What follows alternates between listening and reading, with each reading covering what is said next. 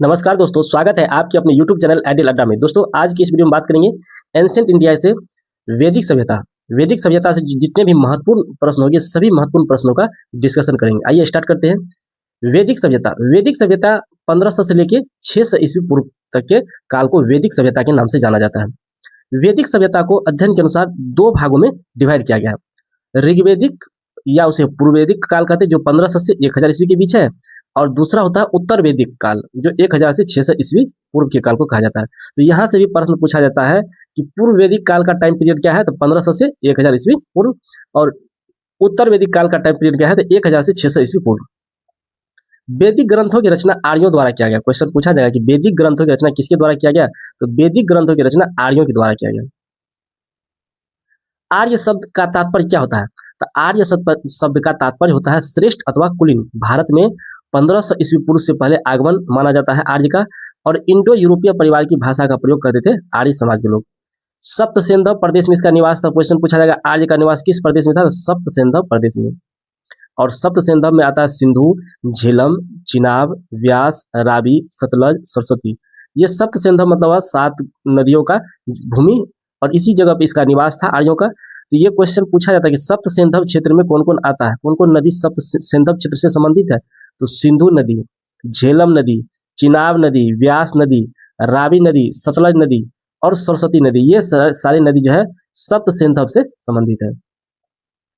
अब है सबसे प्रमुख नदी। आज के वैदिक सभ्यता का जो है सबसे प्रमुख नदी किसे माना गया, तो सबसे प्रमुख नदी वैदिक सभ्यता में सिंधु नदी को माना गया, और दूसरी प्रमुख नदी सरस्वती नदी। सरस्वती नदी को जो है नदीतमा यानी सर्वश्रेष्ठ नदी कहा गया। क्वेश्चन पूछा जाएगा वैदिक काल में सर्वश्रेष्ठ नदी किसे कहा गया था, सरस्वती नदी को, जिसे नदीतमा भी कहा जाता था। नदियों एवं उनके प्राचीन नाम। यहाँ से प्रश्न रहता है कि नदी का प्राचीन नाम क्या है और अभी वर्तमान में नवीन नाम क्या है। तो वितस्ता का जो है नया नाम क्या है, झेलम, अस्किनी का चिनाब, पुरुषनी का रावी, बिपाशा का व्यास, सतुद्री का सतलज, गोमल का गोमती, कुभा का काबुल, सरस्वती का घग्गर। तो कुछ नदी ऐसा है जिसके मीनिंग से हम समझते वितस्ता, इसमें तो बिल्कुल डिफरेंस है वितस्ता का झेलम, अस्किनी का बिल्कुल डिफरेंस है चिनाब, पुरुषनी का रावी, विपाशा और व्यास ये तो व से संबंधित है, इसमें भी विपाशा लगा है, इसमें वो लगा व्यास। तो इसको तो याद करना आसान है, लेकिन वितस्ता झेलम दोनों में बिल्कुल डिफरेंस है। अस्किनी चिनाब, पुरुषनी रावी और विपाशा व्यास, सतुद्री सतलज, इसमें भी स्व है, सतुद्री सतलज। गोमल को गोमती के नाम से जाना जाता है, और कुभा को काबुल के नाम से, और सरस्वती को घग्गर नदी के नाम से जाना जाता है। तो यहाँ से प्राचीन नाम और नवीन नाम से भी प्रश्न देखने को मिलता है, इसको भी ध्यान में रखना है, इसका भी नोट बना लेना है। अब है वैदिक साहित्य। वेदों के संकलन के कारण वैदिक सभ्यता इसका नाम पड़ा। वेद का जो है जितना भी वेद है सबका संकलन किस समय में हुआ, तो वैदिक समय में, इसलिए इसका नाम जो है वैदिक साहित्य पड़ा, वैदिक सभ्यता पड़ा। और वेद का जो है संकलन करता कौन थे, तो कृष्ण द्वैपायन। वेदों के पृथक्करण एवं व्यास के कारण वेद व्यास भी इसे कहा जाता है, कृष्ण द्वैपायन को वेद व्यास के नाम से जाना जाता है। क्यों जाना जाता है, क्योंकि वेद का जो है अलग अलग पृथक्करण किया और वेद के बारे में दर्शाया, सब कुछ बताया कि वेद क्या होता है, इसलिए इसको वेद व्यास के नाम से भी जाना जाता है, कृष्ण द्वैपायन को। वैदिक साहित्य में 4 वेद हैं, ब्राह्मण, आर्यनक, उपनिषद एवं वेदांग। क्वेश्चन पूछा जाएगा कि वैदिक साहित्य में कितने वेद हैं, तो 4 वेद हैं, ब्राह्मण, आरण्यक, उपनिषद एवं वेदांग। अब प्रश्न पूछा जाएगा वेद से वेद विद धातु से बना। वेद किससे बना है, विद धातु से बना है, और इसका अर्थ होता है जानना अथवा ज्ञान प्राप्त करना। 4 वेदों को सम्मिलित रूप से संहिता कहते हैं। चारों वेदों को जो है, 4 जो वेद है उन चारों वेदों को क्या कहता है, संहिता कहता है। और रचना देवताओं द्वारा, अतः अपौरुष की भी संज्ञा इसे दिया गया है, क्योंकि कहा जाता है कि ये देवताओं द्वारा वेद का रचना हुआ, इसलिए इसे अपौरुष की भी संज्ञा जाता है। और मानव द्वारा ये निर्मित नहीं है, इसलिए इसको कहता है अपौरुष। ऋग्वेद, सामवेद, यजुर्वेद सम्मिलित रूप से वेद त्रयी कहलाते हैं। ऋग्वेद, सामवेद और यजुर्वेद, इन तीनों को क्या कहता है, वेद त्रयी कहा जाता है। क्वेश्चन पूछा जाएगा कि वेद त्रयी में कौन वेद शामिल है, तो ऋग्वेद, सामवेद, यजुर्वेद ये तीनों शामिल है, अर्थवेद इसमें शामिल नहीं है। सबसे पुराने ग्रंथ है जैन अवेस्ता। क्वेश्चन पूछा जाएगा सबसे पुराना ग्रंथ कौन है, तो जैन अवेस्ता। जैन अवेस्ता कौन है, तो ईरान यानी पारसी के समकालीन ग्रंथ है जैन अवेस्ता। उपखंड, संगीता में मंत्र का, ब्राह्मण में अनुष्ठान समारोह का, आरण्यक में तपस्या जंगल, और उपनिषद में वेदांत, दर्शन और अध्यात्म का अध्ययन किया जाता है। ऋग्वेद। ऋग्वेद सबसे बड़ा और पुराना वेद है। क्वेश्चन पूछा जाएगा सबसे बड़ा वेद में सबसे बड़ा और पुराना वेद कौन है? तो ऋग्वेद है। तीसरा मंडल विश्वामित्र द्वारा रचित किया गया। ऋग्वेद का तीसरा मंडल किसके द्वारा रचना किया गया? क्वेश्चन पूछा जाएगा ऋग्वेद का तीसरा मंडल किसके द्वारा रचित किया है? तो ऋग्वेद का तीसरा मंडल विश्वामित्र मुनि द्वारा रचित है। सूर्य देवता सावित्री को समर्पित गायत्री वन में 24 एवं 108 वर्ण है। अब यहाँ से प्रश्न पूछा गया है कि किसको जो है गायत्री मंत्र किसको समर्पित है? तो सूर्य देवता सावित्री को जो है गायत्री मंत्र समर्पित है। नवमें मंडल में देवता सोम का उल्लेख है। ये वनस्पति के देवता है। ये भी प्रश्न बीपीएससी में पूछा गया है, किस मंडल में देवता सोम का उल्लेख है? तो नवमें मंडल में। ये बीपीएससी शिक्षक भर्ती में पूछा गया है। 10वां मंडल सबसे नवीन मंडल को 10वां मंडल कहते हैं। इसमें वर्णित पुरुष सूक्त को 4 वर्णों का उल्लेख मिलता है 10वां मंडल में। 10वां मंडल में जो है हमारे वर्णों का उल्लेख किया गया है। तो यहाँ से प्रश्न आएगा किस मंडल में वर्णों का उल्लेख किया गया है? तो 10वां मंडल में। इसमें बताया गया है कि 4 प्रकार के वर्ण होते हैं। कौन कौन? ये होता है ब्राह्मण का उल्लेख 15 बार किया गया है, क्षत्रिय का 9 बार, वैश्य का 1 बार और शूद्र का 1 बार जिक्र किया गया है। किसमें? 10वें मंडल में। ऋग्वेद में अधन्या शब्द का उल्लेख गाय के लिए किया गया। क्वेश्चन पूछा जाएगा ऋग्वेद में किस शब्द गाय के लिए किस शब्द का उल्लेख किया गया है? अधन्या। ब्राह्मण ग्रंथ ऐत्रेय और कौस्तिकी है। ब्राह्मण ग्रंथ 2 है, ऐत्रेय और कौस्तिकी। ऋग्वेद में उल्लिखित प्रमुख शब्द कौन कौन है? तो विष्णु का उल्लेख जो है 100 बार हुआ है, इंद्र का उल्लेख 250 बार हुआ है, अग्नि का उल्लेख 200 बार हुआ है, वरुण का वायुदेव का 30 बार, माता का 234 बार, पिता का 23 बार, गंगा का 1 बार, यमुना का 3 बार, पृथ्वी का 1 बार और राष्ट्र का 10 बार यहाँ पे उल्लेख हुआ है ऋग्वेद में। ये बहुत ही इंपॉर्टेंट है, बीबीए है। यहाँ से प्रश्न पूछा जाता है कि ऋग्वेद में विष्णु शब्द का उल्लेख कितने बार मिला है? तो 100 बार, इंद्र शब्द का तो 250 बार, अग्नि शब्द का तो अग्नि शब्द का 200 बार, वरुण और या वायुदेव का 30 बार, माता शब्द का 234 बार, पिता शब्द का 23 बार, गंगा का 1 बार। गंगा का क्वेश्चन पूछा है कि ऋग्वेद में गंगा शब्द का कितने बार प्रयोग हुआ है? तो 1 बार। यमुना का 3 बार और पृथ्वी का भी 1 बार, राष्ट्र का 10 बार। तो यहाँ से प्रश्न देखने को मिलेगा।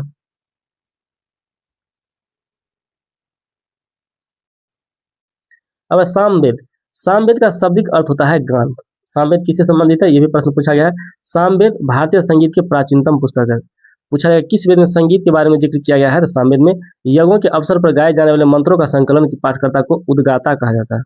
यज्ञों के अवसर पर जो गाया जाने वाला मंत्र होता है उसके पाठ करने वाला को उद्गाता कहा जाता है। यजुर्वेद। यजुर्वेद, यजु का अर्थ होता है यज्ञ, मंत्रों का संग्रह। यज्ञ एवं बलि संबंधित जानकारी किसमें है? यजुर्वेद में है। यजुर्वेद को ये प्रश्न पूछा गया, किस वेद को गद्य एवं पद में लिखित वेद कहा जाता है? तो यजुर्वेद को यज्ञ की विधियां पाठकर्ता को, इसके यजुर्वेद के पाठकर्ता को अधर्व्यो।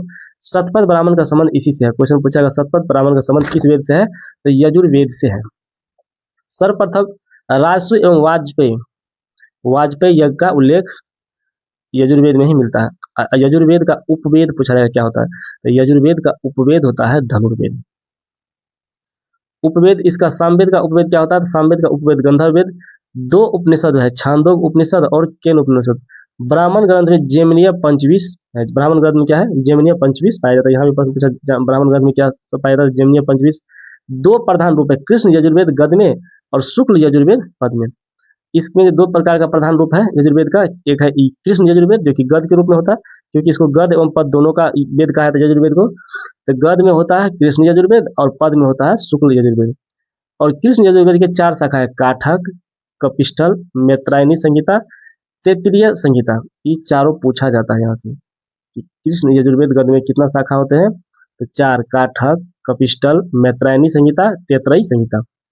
और शुक्ल यजुर्वेद, यहाँ से भी प्रश्न आता है। शुक्ल यजुर्वेद पद वाला है, इसका अन्य नाम है वाजसेनयी। इसके 2 शाखाएं हैं, कानव और मध्यादिनी। शुक्ल यजुर्वेद का 2 शाखा है, कानव और मध्यादिनी।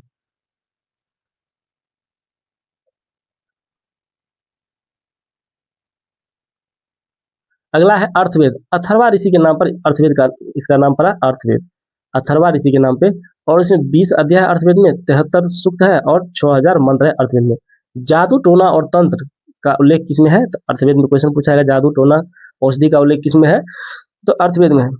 अर्थवेद में पुरोहित कौन होते थे? ब्रह्मा होते थे इसके पुरोहित। काशी के प्राचीनतम उल्लेख इसमें मिलता है और प्रजापति के 2 पुत्रिया की सभा और समिति के बारे में जिक्र किया गया है अर्थवेद में। अर्थवेद सबसे नवीनतम, सबसे नवीन नया वेद है। सबसे बाद का वेद भी पूछा है, सबसे नवीन वेद पूछा जाएगा तब भी अर्थवेद होगा, और सबसे बाद का वेद पूछा जाएगा तब भी क्या होगा, अर्थवेद ही आंसर होगा। इसके ब्रह्मवेद है जिसको श्रेष्ठ वेद कहा जाता है। ब्राह्मण ग्रंथ इसका है, अर्थवेद का ब्राह्मण ग्रंथ है गोपथ, और अर्थवेद का उपनिषद है मुंडकोपनिषद, प्रश्नोपनिषद और मांडकोपनिषद। ये 3 प्रकार के इसमें उपनिषद पाए जाते हैं अर्थवेद में। ब्राह्मण ग्रंथ, ब्राह्मण ग्रंथ के रचिता, ब्राह्मण ग्रंथ के रचिता किसे कहा था, याज्ञवल्क्य मुनि को ब्राह्मण ग्रंथ के रचिता कहा था। वेदों के विशिष्ट व्याख्या के लिए रचना किया गया था ये गद्य रूप में किसका, तो ब्राह्मण वेद का। सभी का संबंध किसी न किसी वेद से है, जिसका इसका संबंध ब्राह्मण ग्रंथ का संबंध ऐत्रेय से, कौशिकी से और जैमिनी है, इन तीनों से है ब्राह्मण ग्रंथ का संबंध।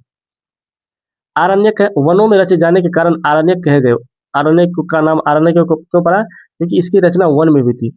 ब्राह्मण ग्रंथों के परिशिष्ट के रूप में इसका जिक्र हुआ है आरण्यक का, और इसमें कहा है कि जन्म मृत्यु पुनर्जन्म इत्यादि का विशद वर्णन किया गया है। जन्म मृत्यु क्या होता है, पुनर्जन्म क्या होता है, इसके बारे में आरण्यक में दर्शाया गया है। उपनिषद, उपनिषद वेदांत, वेदों का अंतिम और सर्वोच्च उद्देश्य है उपनिषद। उपनिषद का अर्थ होता है गुरु के समक्ष बैठकर सीखी जाने वाली विद्या। ब्राह्मण और आत्मा के संबंध में दार्शनिक चिंतन, भारतीय दर्शन के प्रस्थान बिंदु, स्रोत अथवा पिता के बारे में जिक्र किया गया किसमें, तो उपनिषद में। वेदांग, वेदांग ज्ञान में सहायक शास्त्र को वेदांग कहता है। वेदांग की संख्या कितना है, 6 है। क्वेश्चन पूछा जाएगा वेदांग की संख्या कितना है, तो 6 है। 7 प्रमुख आरण्यक है। आरण्यक के बारे में हम भी जाने कि वनों में जिसकी रचना हुई थी। आरण्यक कितने हैं, तो 7 प्रमुख आरण्यक है। ऐत्रेय, कौशिकी, शतपथ, छांदोग्य, सांख्यान, मैत्रायनी, तलवारकर, जैमिनी जिसे कहते हैं वृहदारण्यक। उपनिषद, उपनिषद और विषय, छांदोग्य उपनिषद का विषय है। सबसे प्राचीन उपनिषद है छांदोग्य उपनिषद, और देवकी पुत्र कृष्ण का सर्वप्रथम उल्लेख इसी मिलता है छांदोग्य उपनिषद में।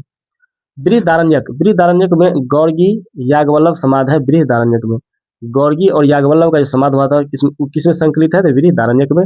कठोपनिषद यम और नचिकेता का समाध, ये इसका कहानी भी है हिंदी साहित्य में कठोपनिषद का।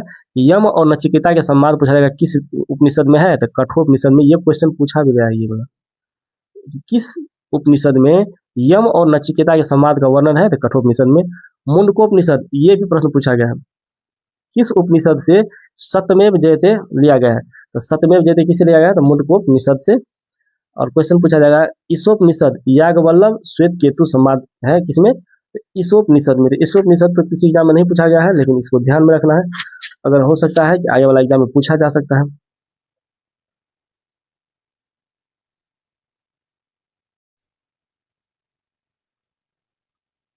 वेदांग, वेदांग शिक्षा, वेदांग में है 4 वेदांग जो है 6 प्रकार के होते हैं। शिक्षा, कल्प, व्याकरण, ज्योतिष, छंद और निरुक्त। शिक्षा में क्या है, उच्चारण की विधि से समस्त वैदिक मंत्रों का विशुद्ध उच्चारण करना, यह शिक्षा का काम है। कल्प है यज्ञ के नियमों से संबंधित कल्प है। व्याकरण शब्दों के यथार्थ ज्ञान से संबंधित वेदों के मुख को व्याकरण कहते हैं। ज्योतिष वैदिक यज्ञों एवं अनुष्ठानों का समय वैदिक, और छंद वैदिक मंत्रों के समुचित पाठ की सुरक्षा को छंद कहते हैं। और निरुक्त वेदों में दिए गए शब्दों के अर्थ से वेद, जिसे वेदों की आत्मा कहा जाता है, इसको कहते हैं निरुक्त। अब है भारतीय दर्शन। भारतीय दर्शन से भी प्रश्न पूछा जाता है, विभिन्न एग्जामों में प्रश्न पूछा गया। बीपीएससी शिक्षक भर्ती में भी प्रश्न पूछा गया है। इसमें पूछा गया था सांख्य दर्शन और योग दर्शन, दोनों क्वेश्चन पूछा है। तो सांख्य दर्शन इनके प्रवर्तक कौन थे, तो इसके प्रवर्तक थे कपिल मुनि। न्याय दर्शन के गौतम, वैशेषिक दर्शन के ऋषि कणाद। योग दर्शन के पतंजलि। उत्तर मीमांसा यानी वेदांत के दर्शन वदरायन। और पूर्व मीमांसा, इसमें 2 मीमांसा है, एक उत्तर मीमांसा एक पूर्व मीमांसा। तो उत्तर मीमांसा का है बदरायन और पूर्व मीमांसा का जैमिनी। पुराण,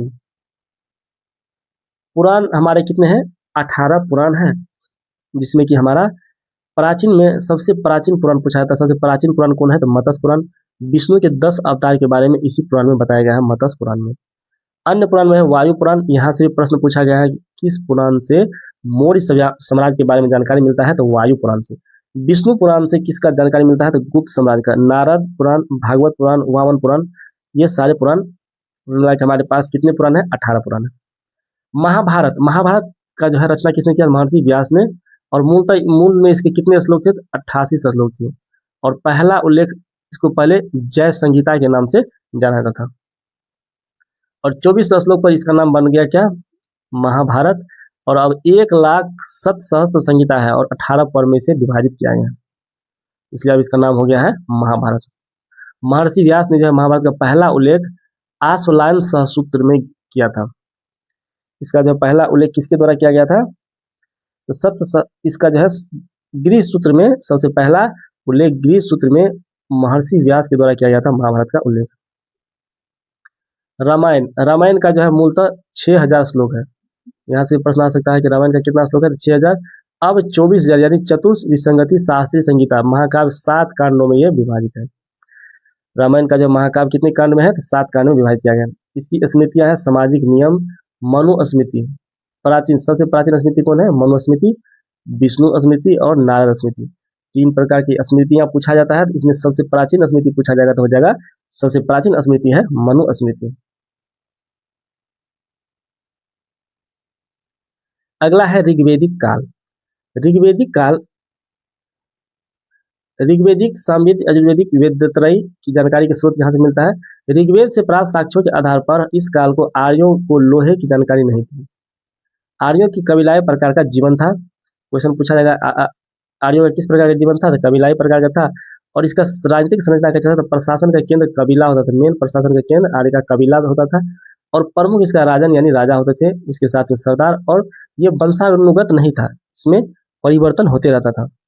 संस्थाएं सभा, वृद्धजन की संस्था को कहते थे सभा, समिति आम जनों की संस्था को समिति, प्रतिभाग पुरुष स्त्री और राजा का चुनाव होता था। विदथ कहा जाता था, प्रतिभाग यानी पुरुष स्त्री गण को विदथ कहा जाता था। दैनिक प्रशासन में अधिकारियों द्वारा राजा की सहायता, सबसे महत्वपूर्ण अधिकारी पुरोहित होते थे। और गोमत यानी धनी व्यक्ति को गोमत, विश्वामित्र यानी उदारवादी और वशिष्ठ क्या था, वशिष्ठ को रूढ़िवादी में दर्शाया गया है।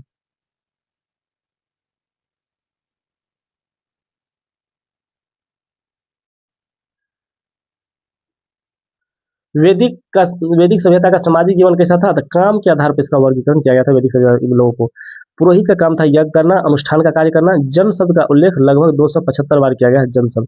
दूसरा महत्वपूर्ण शब्द है विष, और इसका प्रयोग जो है विष का किया गया है 170 बार इसका उल्लेख किया गया। ऋग्वेदिक वर्ग में थे पुरोहित, आम जनता और योद्धा। ऋग्वेदिक वर्ग 3 भागों में विभाजित था, पुरोहित, आम जनता और योद्धा। इसका धार्मिक स्थिति क्या, ऋग्वेद में सबसे प्रतापी देवता इंद्र, जिसे पुरंदर अथवा किलो को तोड़ने वाला, यह प्रश्न बीपीएससी शिक्षक भर्ती में पूछा गया है। इंद्र को किस नाम से जाना जाता था, पुरंदर अथवा किलो को तोड़ने वाला। इसमें एक से अधिक ऑप्शन आंसर था। इसका भी बीपीएससी टीआरई का प्रीवियस ईयर क्वेश्चन कराया है इस पे, तो आप लोग प्लेलिस्ट में जाकर देख सकते हैं। ये प्रश्न बीपीएससी शिक्षक भर्ती में पूछा गया है। पुरंदर, इंद्र को किस नाम से जानते थे, पुरंदर अथवा किलो को तोड़ने वाला, आर्यों का युद्ध का देवता। और अग्नि का दूसरा स्थान था, मानवों और देवताओं के बीच की मध्यस्थता करने वाला को अग्नि देवता का काम था। सामाजिक जीवन वैदिक सभ्यता कैसा था, पितृसत्तात्मक परिवार, जो भी हमारा वर्तमान में पितृसत्तात्मक है, जिसमें पिता को, पुरुष को जो है प्रधानता दिया जाता है।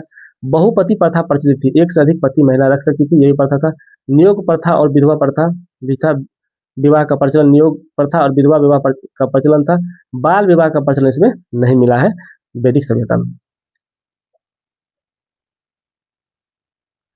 आर्थिक स्थिति, यहाँ के लोग का जो है आर्थिक स्थिति रहना, कृषि का ज्ञान, पशुचारण, युद्ध के पर्याय गाविष्टि, गाय का अन्वेषण यानी सबसे उत्तम धन किसको माना गया है, गाय को।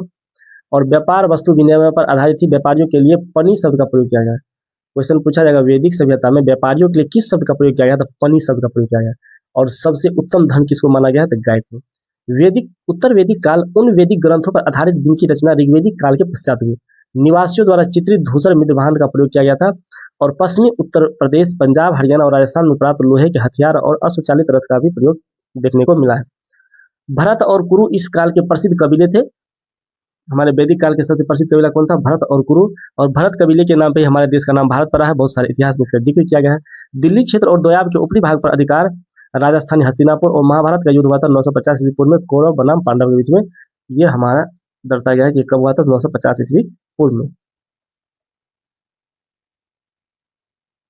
इसका राजनीतिक संरचना कैसा था, तो राजनीतिक संरचना का विदथ नामक संस्था का लोप और सभा एवं समिति में राजाओं के अभिजात वर्ग का वर्चस्व। स्त्रियों का प्रवेश निषिद्ध था, स्त्री प्रवेश नहीं कर सकती राजनीतिक में। कुलीनों ब्राह्मणों का वर्चस्व था इस समय में। और राजा निर्वाचित और अनुवांशिक पद समांतर ज्येष्ठ पुत्र को दिया जाता था। उस समय राजा जो बनता था या तो अनुवांशिक होता था या तो जो हमारा तो उसका जो राजा का ज्येष्ठ पुत्र होता है उससे बनाया था। अधिकार में वृद्धि किया गया। पंचाल प्रारंभ में जन अथवा कबीला कालांतर में प्रवेश किया था। शपथ ब्राह्मण में 12 उच्च अधिकारियों की चर्चा किया गया। रत्निक सेनानी या पुरोहित कहलाते थे। युवराज, ग्रामीण, महिषी संहिता, भागदूत, अवछाप और पालागल गोविकृत सूत्र और रथकार जो है की चर्चा शपथ ब्राह्मण में किया गया। वैदिक राजनीतिक प्रशासनिक संरचना कैसा था?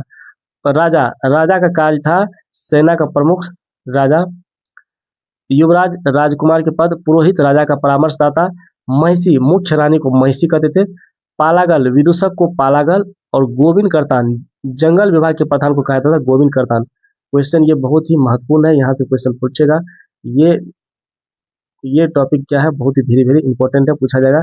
राजा को का काम क्या था? यह सेना का प्रमुख था। युवराज ये राजकुमार होते थे राजा के बाद। पुरोहित राजा का परामर्श करने वाला को पुरोहित कहा जाता था और महिषी मुख्य रानी जो थी उसको महिषी कहते थे। पालागल किसको कहा जाता था? तो पालागल विदूषक को पालागल और गोविंद करतान जंगल विभाग के प्रधान को गोविंद करतान। क्षेत्रपाल प्रतिहारी को क्षेत्रपाल। अक्षावाप पासे के खेल में राजा के सहयोगी को अक्षावाप कहते थे। संग्रहिता कोषाध्यक्ष को संग्रहिता कहा जाता था। और भागदूत किसे कहता था? राजस्व संग्रह जो राजस्व वसूली करते थे उसको भागदूत कहा जाता था। ग्रामीणी गांव के मुखिया को ग्रामीणी। सूत्र राजा के सारथी को सूत्र कहा जाता था। तो यहाँ से आपको महत्वपूर्ण प्रश्न देखने को मिलेगा विभिन्न एग्जामों में। हमारा बीपीएससी टीआरई 4 एडीओ जितने भी आगामी एग्जाम है सभी एग्जामों के लिए टॉपिक बहुत ही महत्वपूर्ण है। आपको हिस्ट्री का सारा टॉपिक वाइज जितना भी टॉपिक है, ancient history, medieval history, modern history, world history, सभी का टॉपिक वाइज आपको यहाँ पे लेक्चर मिलेगा। और बहुत ही जो मेन टॉपिक है पढ़ने के लिए तो बहुत कुछ है, जो एग्जाम में बार बार रिपीट होता है उसका जिक्र इसमें किया जाएगा बहुत ही बेहतरीन तरीका से। तो आप लोग जुड़े रहें। वीडियो कैसा लगा लाइक कमेंट करके बताएं। अगर चैनल पर नए हैं तो चैनल को सब्सक्राइब कर लें। वीडियो अधिक से अधिक दोस्तों को शेयर करें। मिलते हैं अगले लेक्चर में। Thanks for watching.